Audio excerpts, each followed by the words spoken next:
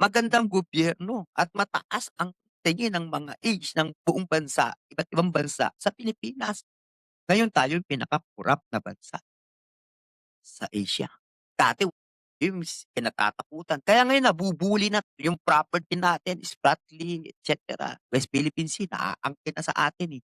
Kasi walang tayong power. Bakit? Yung pang-power na napunta na sa bulsa ng mga politiko. Nung panahon ni Marcos, walang mga politiko, gabinete niya, o senador, assemblyman pa walang maluho. Kung ano lang, lumang kotse, minsan second hand lang ang kotse nila. Mm. Bawal, kasi para sa tao yung pera niya.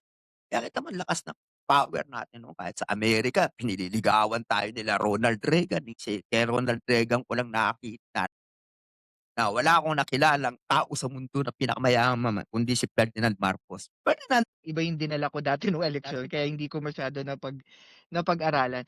Mabalik po there was a recent research po from Okta Research. Ang sabi po dito, sa almost 1,000 plus na in-interview po, ang mga respondent po ay nagsabi, 8 out of 10 daw po gusto nila ng pagbabago sa pamahalaan. Pero hindi sila nangangarap na bumaba ang nakaupong presidente kahit sa harap ng issue ng flood control project. Ano pong reaction niyo diyan? actually ang, survey na yan, eh, random lang na random alam naman natin random yan. Ang laki-laki ng populasyon ng ma-interview mo ba lahat yan? 'Di ba Totoo po 'yan. nasaan ng populasyon ma-interview mo lahat yan? Kasi galing ako sa survey, nagtrabaho ako sa research company.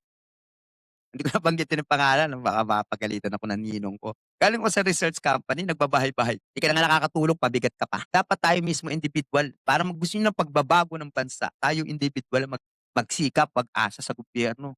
Eh, kahit sino magaling na pres ilagay mo dito kung reklamo ka ng reklamo tapos tamad ka, patugang, wala kang plano sa buhay mo, asa ka sa gobyerno.